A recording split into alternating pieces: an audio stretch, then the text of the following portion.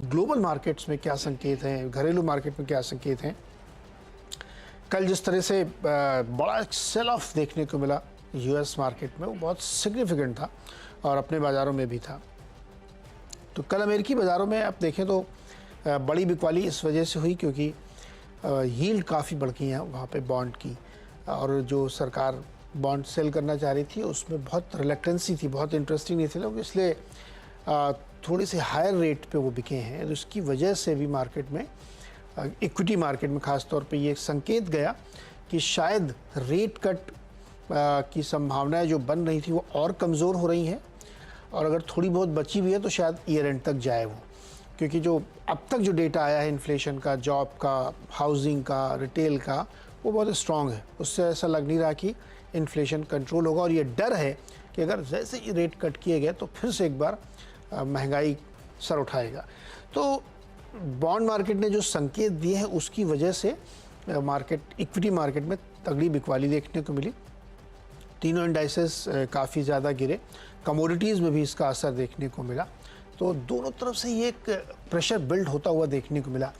अब भारतीय बाज़ारों ने इसको प्रीएम्प्ट किया था या चुनाव का दबाव था, ये सब मन के एनालिसिस हो सकते हैं, जो जिसको जो कंफर्टेबल लगे वो समझ सकता है। लेकिन भारतीय बाज़ारों में भी कल एक तगड़ी बिकवाली और यूएस मार्केट में भी एक तगड़ी बिकवाली। आज क्या होगा, आज कैसे करेंगे, तो वो समस्या आज भी बनी हुई है, क्योंकि यूएस में बहुत सारे नंबर्स आने, डेटा आने हैं, और भारत में हम लोग बिल्कुल करीब पहुंच रहे हैं लास्ट फेज़ और एग्जिट पोल के, और एक्सपायरी का दिन भी है आज। तो काफ़ी उठापटक वाला दिन रहने की पूरी संभावना, और गिफ्ट निफ्टी दिखा रहा है कि आज भी 87 पॉइंट नीचे खुलने की आशंका या आसार बने हुए हैं। और कल एफआईआईज़ ने मौका पाते ही ज़बरदस्त बिटवाली कर डाली।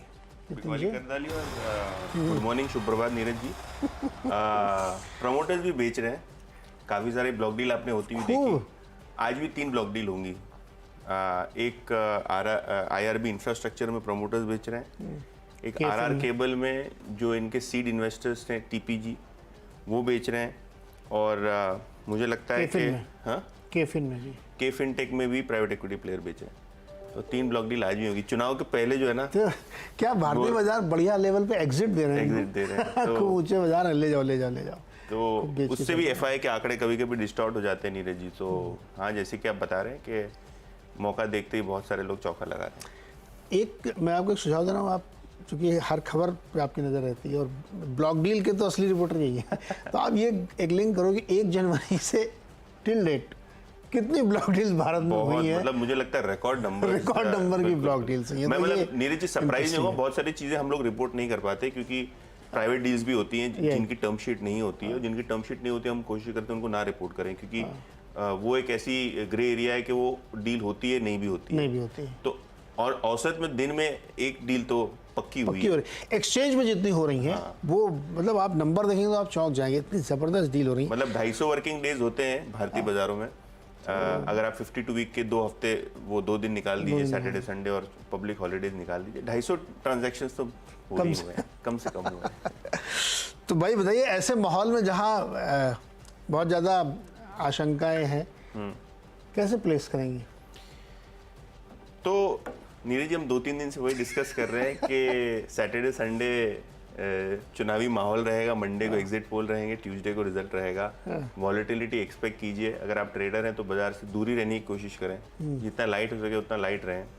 मैं किसी से बात कर रहा था, कोई ट्रेडर से, और मुझे बता रहे थे हिंदुस्तान एरोनॉटिक्स का कॉल ऑप्शन और पुट ऑप्शन की जोड़ी बोलते हैं। मतलब अगर आप कॉल और पुट दोनों बेच दें शेयर्स लेके, तो 800-850 रुपये का प्रीमियम है। अरे बाप रे! तो 20 से 25% की वॉलेटिलिटी आपको चुनावी दिन में आने वाली है, और या आ सकती है, ऐसा ऑप्शन मार्केट बता रहे हैं। और ये विक्स इंडेक्स भी आपको बता रहा है जो 24-25 के आसपास भारी वॉलेटिलिटी, भारी हो सकती है। तो भाई बताइए, अगले पहले 3 स्टॉक्स कौन से हैं आपके? तो पहले 3 स्टॉक्स देखिए नीरज जी, लार्ज कैप्स ही हैं जिनके रिजल्ट्स आए हैं। और सबसे पहले अगर हम बात करें टाटा स्टील की, तो ज़बरदस्त आपको ऑपरेटिंग परफॉर्मेंस आता हुआ नज़र पड़ा है। प्रॉफिट नंबर नहीं देखना चाहिए टाटा स्टील में, क्योंकि बहुत सारे वन ऑफ्स और एडजस्टमेंट्स होते हैं, टैक्स एडजस्टमेंट्स होते हैं। लेकिन अगर हम Q4 का रेवेन्यू देखें तो लगभग 58,600 करोड़ के ऊपर आया है, 58,700 ही पकड़ लीजिए। जो 58,000 के आसपास था, तो 700-800 करोड़ रुपए की बीट टॉप लाइन पे आपको देखने को मिल रही है।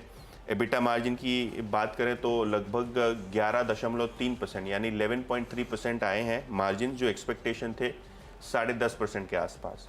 तो लगभग एक 80 बेसिस पॉइंट्स का ऑपरेशनल बीट टाटा स्टील ने डिलीवर किया है। काफ़ी स्ट्रॉन्ग परफॉर्मेंस रहा है Q4 का। तो देखते हैं कैसा रहता है आउटलुक, क्योंकि मैनेजमेंट की कॉन्फ्रेंस कॉल कमेंट्री भी इक्वली इंपॉर्टेंट होती है।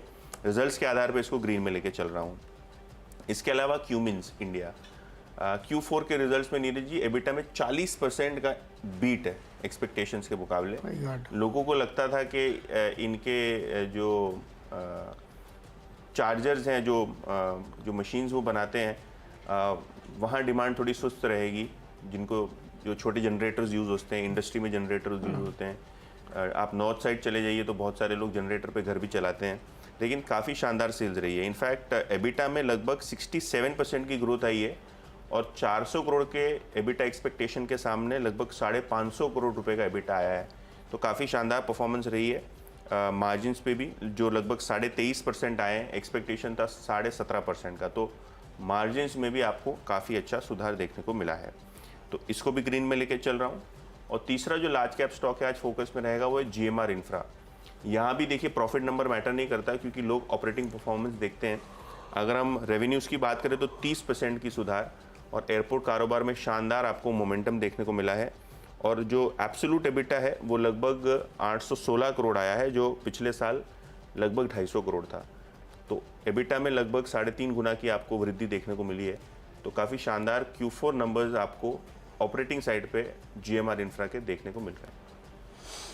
ओके, ये 3 नंबर आए हैं। और कमेंट्स के बारे में एक चीज़ कहूँगा कि अब से पिछले जितने क्वार्टर आए उसमें नंबर हमेशा थोड़ा शेकी देते थे वो। तो लोगों को डाउट रहता था कि इस बार भी डाउट था कि नंबर या पता नहीं कैसे देंगे, स्टॉक तो चल गया लेकिन नंबर नहीं। लेकिन इस बार उन्होंने बिल्कुल बीट किया है। ऐसा ही कुछ 4 को भी देखने को मिलेगा क्या? जो अनुमान लगा के आप बैठे हैं वैसे सरप्राइज आ सकते हैं। ओके, चलिए, खैर मेरी टीम में पहला स्टॉक है हेरिटेज फूड्स और ये नंबर्स आए थे इसके, तो उस पर इसके आधार पर 950 करोड़ का इन्होंने आमदनी रेवेन्यू क्लॉक किया 818 के सामने, और मुनाफा भी 17 से बढ़ के 40 करोड़ साल दर साल और 27 से बढ़ के 40 करोड़ सालाना आधार पे है। और एबिटा बहुत अच्छा है, मार्जिन इंप्रूव किया है, तो इसको ग्रीन में लेके चल सकते हैं। दूसरा स्टॉक लेमन ट्री है। इनके नंबर को बहुत डीप डाइव करेंगे आप तो आपको कई सारे उसमें वन ऑफ दिखेंगे, कई सारे खर्चे दिखेंगे। उन सबको अगर आप एडजस्ट करेंगे तो आपको नंबर ठीक देखने को मिलेंगे। तो मुनाफा यहाँ पे इन्होंने करीब 84 करोड़ का दिखाया है और रेवेन्यू 327 करोड़ का। नंबर ठीक ठाक है और चूँकि सेक्टर बीट है इसलिए इसको भी ग्रीन में लेके चल सकते हैं।